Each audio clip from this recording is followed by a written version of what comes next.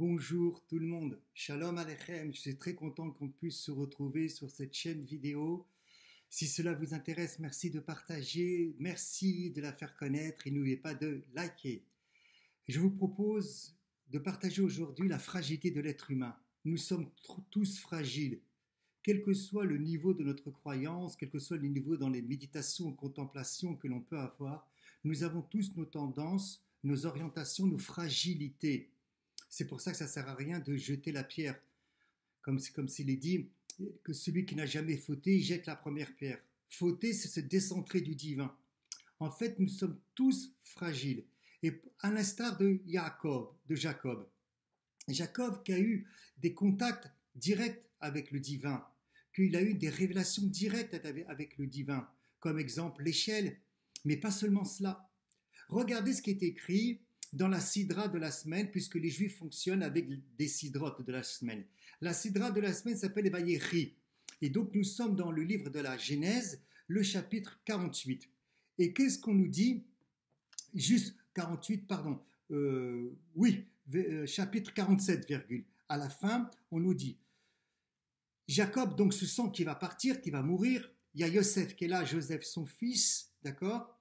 Et il dit, si tu as quelque affection pour moi, donc si tu m'aimes, d'accord, je ne regarde pas les traductions pour l'instant, je te prie, prends ta main, d'accord, agis envers moi avec bonté et fidélité, je ne veux pas être enseveli en Égypte, je ne veux pas rester en Égypte. Très bien. Où est-ce qu'on voit ici la fragilité de Jacob? Nous allons le voir. Donc, Jacob va continuer et il attend la réponse d'abord de Yosef qui lui dit « Je ferai selon ta parole ». Mais ça ne lui suffit pas à Jacob. Il lui dit « Jure-le moi ». Verset 31, chapitre 47. Donc Jacob demande à Yosef de jurer véritablement, donc il ne fait pas confiance, de jurer véritablement, ou peut-être qu'il va oublier Yosef, peu importe les interprétations que l'on peut avoir, concrètement, il demande à Yosef de le faire jurer qu'il ne restera pas enterré en Égypte. Où est-ce qu'on voit ici la fragilité de Jacob? C'est très simple. Lorsqu'on prend le chapitre 46, un chapitre en avant le chapitre 47, qu'est-ce qu'il est écrit là-bas? Je le lis. Dieu, il a parlé à Israël. Israël, c'est Jacob, hein? Il porte deux noms, Israël et Jacob. Dans les visions de la nuit, il lui dit, Jacob, Jacob. Il répondit, me voici. Je suis le Seigneur, je suis donc l'Éternel, le Dieu de ton père. N'hésite pas à descendre en Égypte, car je te ferai devenir une grande nation. Moi-même, je descendrai avec toi en Égypte, et moi-même, je vais t'y faire remonter. Et c'est Yosef qui va te fermer les yeux. Il y a une révélation claire dans le chapitre 46, où Jacob donc a un songe. Il est en contact avec le divin. Le divin lui dit, n'aie pas peur de descendre en Égypte. Donc, vous voyez, malgré ce que Jacob a pu vivre préalablement, si on prend la vie de Jacob, qu'il est en contact avec le divin, Dieu ressent donc dans la partie psychologique, émotionnelle, que Jacob a peur. Il a peur. Dieu ne lui dit pas c'est un manque de foi. Dieu ne lui dit pas c'est un manque de confiance. Parce qu'on entend souvent dans les réseaux sociaux le manque de foi, le manque de confiance. Toi, tu n'as pas confiance en Dieu. Non, ça ne fonctionne pas comme ça. La personne est fragile. La personne est fragile. Vous voyez bien que la pédagogie de Dieu ou le psychologue divin ne fonctionne pas comme ça. Alors dès que vous entendrez une personne vous parler comme ça, fermez vos oreilles comme ça. Ne l'écoutez pas. Elle raconte du n'importe quoi. Que ce soit un rabbin, un pasteur, un prêtre, peu importe. Regardez comment le psychologue divin, comment le créateur, la transcendance divine agit. Et c'est comme ça que nous devons agir.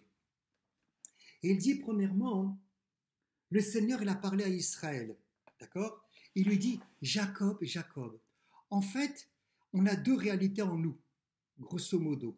Nous avons une réalité divine qui correspond au nom de Israël. Et si on prend les lettres de Israël, on forme le mot li, roche, à moi la tête, donc la partie supérieure qui est divine, qui est spirituelle, qui n'a pas peur. Et notre partie inférieure, notre psychologie, nos émotions, nos tendances, notre parcours personnel qui est fragile. Et Dieu prend en considération cela. Jacob n'est pas que Israël. Et Jacob n'est pas que Jacob non plus. Mais qu'est-ce que Dieu dit à Jacob? Il vient doucement et il dit, Jacob, Jacob, n'aie pas peur de descendre en Égypte. Donc déjà, il va le réconforter. Mais en plus, il dit, je descends avec toi en Égypte. Je vais descendre avec toi en Égypte.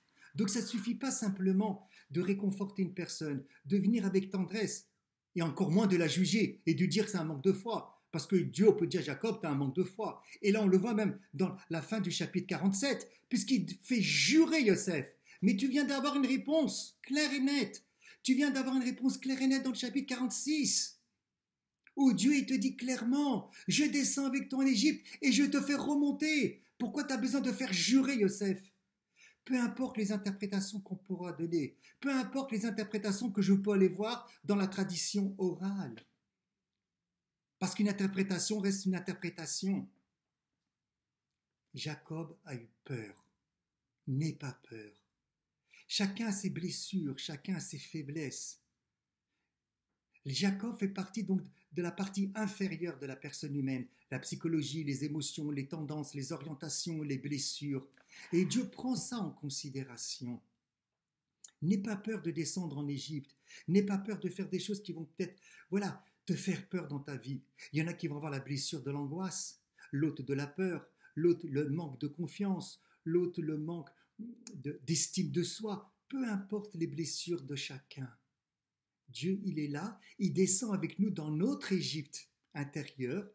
D'ailleurs, le mot Mitzraïm vient du mot Metzar, qui veut dire étroitesse et limite, pour nous refaire remonter. Ça veut dire que déjà, premièrement, on le verra, par nous-mêmes, on ne peut rien faire non plus. Ça, c'est encore un autre point. Par nous-mêmes, on ne peut rien faire. Réécoutez bien cet audio, cette vidéo, même si je parle vite, parce que je sais que je n'ai pas beaucoup de temps. Mais c'est important. La vie est fragile. N'oubliez pas de dire aux gens que vous aimez, vous les aimez. Les personnes sont fragiles. Toutes les personnes sont fragiles. Simplement, il y a une carapace, il y a un masque. On est dans des mascarades. Voilà. Qu'est-ce que l'autre va penser de moi? On est tous fragiles. Et je leur ai dit encore une fois, sans jeter la pierre à personne, qu'on soit rabbin avec une longue barbe, qu'on soit prêtre, qu'on soit curé, je ne sais pas, qu'on soit pasteur. Si Jacob est fragile, si Jacob il est fragile et que on nous montre la fragilité de Jacob et que Dieu n'a pas peur à travers la Torah de nous montrer la fragilité de Jacob, à plus forte raison que nous aussi, nous avons le droit et nous sommes fragiles et ce n'est pas une honte. Prenons les propos pour nous, ce que Dieu a dit à Jacob et qui va appeler chacun en fonction de son prénom. Il dira exemple, Élie, Élie, n'aie pas peur d'aller dans tes angoisses, n'aie pas peur de descendre, n'aie pas peur de voir, d'observer les difficultés que tu as, les angoisses, les tendances que tu peux avoir. Il vous dira la même chose à vous. Parce que je descends avec toi là-bas, tu n'es pas tout seul. Et même si ça ne suffit pas et qu'après on se comporte comme Jacob, qui a demandé à Yosef de le ramener en Terre Sainte et qu'il l'a fait jurer, c'est pas grave. Dieu est amour, Dieu est miséricorde et Dieu prend en considération nos fragilités. Si ce petit partage vous a plu, merci de partager, merci de faire connaître la chaîne. Bien sûr que sur des enseignements beaucoup plus importants, je pourrais beaucoup plus approfondir, mais vous voyez bien que sur une vidéo de 9-10 minutes, il n'est pas possible, les gens décrochent. Dans la joie, n'oubliez pas de dire aux gens que vous les aimez, car la vie est fragile et les êtres humains sont fragiles. Que Dieu vous bénisse.